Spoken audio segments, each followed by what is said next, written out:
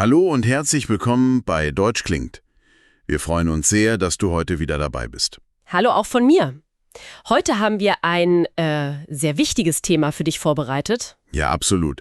Wir werden uns den Wortschatz rund um das Thema Krankenhaus ganz genau ansehen. Genau, das sind Wörter, die man, also hoffentlich, nicht oft braucht. Hoffentlich nicht, ja. Aber wenn man sie braucht, dann sind sie so wichtig. Wir wollen dir einfach helfen, diese Wörter sicher zu verstehen und ja, auch zu benutzen. Das ist eine gute Idee.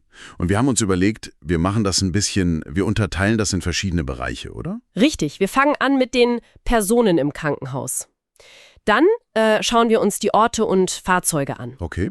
Danach kommt der typische Ablauf, also der Prozess. Und ganz zum Schluss sprechen wir noch über ein paar wichtige Symptome. Perfekt. Und bevor wir anfangen, eine kleine Bitte an dich. Wenn dir gefällt, was wir machen, dann abonniere doch bitte unseren Kanal Deutsch klingt, hinterlasse einen Kommentar und, ganz wichtig, teile diese Folge. Das hilft uns wirklich sehr. So ist es. Aber jetzt sind wir bereit, oder? Lass uns mit den Personen im Krankenhaus beginnen. Gerne. Die wichtigste Person ist da natürlich, ja, der Arzt oder in der weiblichen Form die Ärztin. Klar. Das sind ja auch extrem gut ausgebildete Menschen. Man braucht ja schon in der Schule unglaublich gute Noten, um überhaupt Medizin studieren zu können. Ja, das Studium dauert ewig. 6, 8 Jahre, manchmal sogar länger. Richtig. Ein ganz einfacher Beispielsatz wäre, der Arzt arbeitet im Krankenhaus. Simpler geht's kaum. Genau. Aber die Ärzte sind ja nicht allein. Da gibt es auch das Pflegepersonal. Das ist so der allgemeine Begriff, richtig? Ja, das ist der Oberbegriff. Und wenn man es genauer nimmt, sind das heute der Krankenpfleger und die Krankenpflegerin. Das sind die offiziellen, korrekten Bezeichnungen. Aber, und das ist wichtig für den Alltag, glaube ich. Ja, total. Im Alltag, also in der Realität, hört man doch ganz oft noch das Wort die Krankenschwester? Absolut. Auch für Männer, lustigerweise. Es ist also wirklich nützlich, beide Wörter zu kennen. Man kann zum Beispiel ganz normal sagen, sie spricht mit der Krankenschwester. Das versteht jeder. Stimmt. Okay, dann gibt es noch einen Spezialisten für Operationen. Das ist der Chirurg oder die Chirurgin. Ein Chirurg ist also die Person, die operiert. Und die muss sich natürlich extrem gut konzentrieren können. Ich finde das ja faszinierend, dass deren Hände das wichtigste Werkzeug sind. Ich habe mal gehört, dass manche Chirurgen auch sehr gut Klavier spielen. Ja, das stimmt. Um die Fingerfertigkeit zu trainieren. Genau. Und heute bekommen sie ja manchmal auch Hilfe von Maschinen oder Robotern, die die Bewegungen noch präziser machen. Wahnsinn. So, und wer hilft bei einem Notfall, noch bevor man überhaupt im Krankenhaus ist? Das sind der Sanitäter und die Sanitäterin. Genau. Die sind für die Erste Hilfe ausgebildet und kommen oft mit dem Krankenwagen. Okay. Ein Beispiel, um das vielleicht zu verstehen. Man sieht das ja oft im Fernsehen bei Sportveranstaltungen. Ja, beim Fußball zum Beispiel. Genau. Dann sagt man, die Sanitäter tragen den verletzten Spieler vom Platz. Der Platz ist hier also der Fußballplatz. Perfekt. So, damit haben wir die wichtigsten Personen. Kommen wir doch mal zu den Orten und Fahrzeugen. Super. Der zentrale Ort ist natürlich das Krankenhaus. Das Wort ist ja auch sehr logisch aufgebaut. Total. Das Haus für kranke Menschen.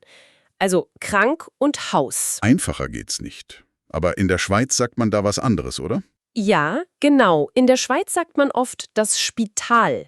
Das klingt so ein bisschen wie das englische Wort Hospital. Stimmt. Aber in Deutschland und Österreich ist Krankenhaus absolut üblich. Ein einfacher Satz, er geht ins Krankenhaus. Okay. Und um bei einem Notfall ins Krankenhaus zu kommen, braucht man den Krankenwagen. Wieder so ein logisches Wort. Der Wagen für Kranke. Wagen ist ja nur ein anderes Wort für Auto. Gibt es da auch ein anderes Wort für? Ein Synonym? Ja, gibt es. Man hört auch sehr oft der Rettungswagen, meint aber genau dasselbe. Ein Satz dazu wäre, der Krankenwagen transportiert die verletzte Person. Alles klar. So, jetzt gibt es ja nicht nur Krankenhäuser, sondern auch die Klinik. Was ist da denn der Unterschied? Das ist ein guter Punkt. Also eine Klinik ist oft etwas kleiner als ein Krankenhaus und hat meistens eine Spezialisierung. Das heißt, einen Fokus auf einen bestimmten Bereich. Genau. Ein gutes Beispiel ist eine Reha-Klinik. Das Wort Reha ist kurz für Rehabilitation. Und was macht man da? Dorthin geht man, um sich nach einer Operation oder einer schweren Krankheit zu erholen und wieder fit zu werden. Verstehe. So, jetzt sind wir im Krankenhaus. Da gibt es ja verschiedene Zimmer. Ein sehr bekanntes ist das Wartezimmer. Ja, das kennt wohl jeder. Das Zimmer, in dem man wartet. Wieder so ein super logisches deutsches Wort aus Warten und Zimmer. Und einen typischen Satz, den man da leider oft hört: Leider ist das Wartezimmer schon voll. Oh ja, das bedeutet Geduld haben. Genau. Und für die sehr, sehr dringenden, die akuten Fälle gibt es die Notaufnahme. Sagen? Jedes Krankenhaus hat eine Notaufnahme, die immer, also 24/7, geöffnet ist. Und ein Beispielsatz wäre dann: Sie liegt noch in der Notaufnahme. Perfekt. So, jetzt haben wir die Orte. Wie wäre es, wenn wir uns jetzt mal den Prozess anschauen? Von den Symptomen bis zur Behandlung. Super Idee. Also, wenn man zum Arzt geht, wird er ja zuerst nach den Symptomen fragen. Das Wort ist zum Glück international, das ist leicht zu lernen. Ja, genau. Ein Symptom ist quasi ein Anzeichen für eine Krankheit. Zum Beispiel Kopfschmerzen oder Bauchschmerzen. Richtig. Und nachdem der Arzt die Symptome kennt, stellt er eine Diagnose. Genau. Die Diagnose ist dann die Feststellung, welche Krankheit oder welches Problem man hat. Und nach der Diagnose, logischerweise, folgt die Behandlung. Genau. Und da ein kleiner Grammatiktipp am Rande, der wirklich hilft. Oh, sehr gut. Alle Nomen, die auf unk enden, sind feminin. Also immer die Behandlung, die Untersuchung, die Operation. Das ist ein super Tipp. Okay, und eine Behandlung kann ja vieles sein. Zum Beispiel eine Massage bei Rückenschmerzen. Richtig. Oder man sagt einfach, er bekommt eine Behandlung. Ein sehr häufiger Teil einer Untersuchung ist ja auch das Messen vom Blutdruck. Absolut. Das Wort besteht ja wieder aus Blut und Druck. Also die Kraft des Blutes in den Adern. Und das Verb, das wir dazu benutzen, ist messen. Genau. Ein typischer Satz wäre also, die Krankenschwester misst den Blutdruck. Okay, manchmal braucht man ja eine Operation.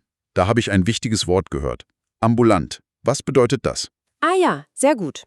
Ambulant bedeutet, dass man nicht im Krankenhaus bleiben muss. Ach so. Man geht zum Beispiel am Vormittag für eine kleine Operation hin und kann am Nachmittag schon wieder nach Hause gehen. Und was ist das Gegenteil? Das Gegenteil wäre stationär. Dann bleibt man über Nacht. Alles klar. Oft bekommt man ja auch ein Medikament. Das sind dann Pillen oder Tabletten, die helfen sollen. Genau. Ein Beispielsatz. Die Ärztin hat ihm ein Medikament gegeben. Aber das Medikament kann man ja nicht einfach so kaufen, oder? Nein, für die meisten Medikamente braucht man in Deutschland ein Rezept. Das ist der Zettel, den man vom Arzt bekommt. Und da muss man aufpassen. Das Wort Rezept hat ja noch eine zweite Bedeutung. Oh ja, stimmt. Es gibt auch das Kochrezept, also die Anleitung zum Kochen. Genau. Aber im Krankenhaus ist immer der Zettel für das Medikament gemeint. Richtig. Und mit diesem Rezept geht man dann in die Apotheke, um das Medikament zu holen. Perfekt. So, zum Abschluss schauen wir uns doch noch ein paar typische Symptome an. Sehr gute Idee. Zum Beispiel die Bauchschmerzen. Wieder sehr logisch. Der Bauch und die Schmerzen. Man sagt einfach, ich habe Bauchschmerzen. Genau. Und sehr, sehr häufig sind natürlich auch die Kopfschmerzen. Also Schmerzen im Kopf. Richtig. Und hier gibt's einen interessanten umgangssprachlichen Ausdruck. Manchmal haben Leute Kopfschmerzen, weil sie einen Kater haben. Haha, ja. Damit ist aber kein Tier gemeint. Nein, nein. Das bedeutet, man hat am Tag davor zu viel Alkohol getrunken. Ein Hangover sozusagen. Ein ernsteres Symptom wären dann aber Atembeschwerden. Ja, das ist sehr ernst. Das sind Probleme mit dem Atmen. Das Verb dazu ist ja atmen. Ein- und ausatmen. Also ein Beispielsatz wäre: Er bekommt keine Luft, weil er Atembeschwerden hat. Genau. Und dann gibt es noch das Fieber. Ah ja, das kennt man. Fieber bedeutet, man hat eine erhöhte Körpertemperatur. Normalerweise so über 38 Grad Celsius. Richtig. Man kann zum Arzt einfach sagen, ich habe Fieber. Und was sagen wir zu jemandem, der krank ist? Also was wünschen wir? Wir wünschen ihm oder ihr gute Besserung. Genau. Das ist eine sehr höfliche und freundliche Redewendung. Absolut. Damit zeigt man, dass man hofft, dass die Person schnell wieder gesund wird. So, das war unsere ausführliche Besprechung zum Wortschatz rund ums Krankenhaus. Wir haben über die Personen gesprochen. Über die Orte, den Ablauf einer Behandlung und wichtige Symptome. Genau. Wir hoffen, diese Zusammenstellung war nützlich für dich und du fühlst dich jetzt ein bisschen sicherer mit diesen Wörtern, Auf jeden Fall. für die man ganz eigene Wörter lernen muss. Oh, das ist ein guter Gedanke. Vielleicht eine Reise, ein neues Hobby oder der Start in einen neuen Beruf. Ja, genau. Über Sprache in verschiedenen Kontexten nachzudenken, hilft, glaube ich, enorm beim Lernen. Das ist ein sehr guter Gedanke, ja. Und wenn dir diese Folge gefallen hat, dann würden wir uns riesig freuen, wenn du unseren Kanal Deutsch klingt abonnierst. Genau. Gib uns einen Daumen nach oben, schreibe einen Kommentar und teile die Folge mit Freunden und Familie, die auch Deutsch lernen. Das wäre super. Vielen Dank fürs Zuhören. Tschüss und bis zum nächsten Mal.